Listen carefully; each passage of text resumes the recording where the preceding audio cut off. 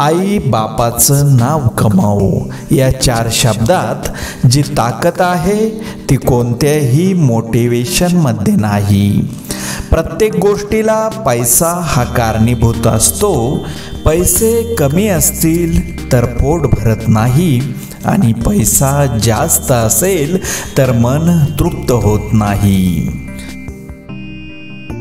कष्टामुळे आलेला कपाळावरचा घाम पुसताना कपाळावर लिहिलेलं नशीब पुसलं जात नाही तर ते चमकून उठतं.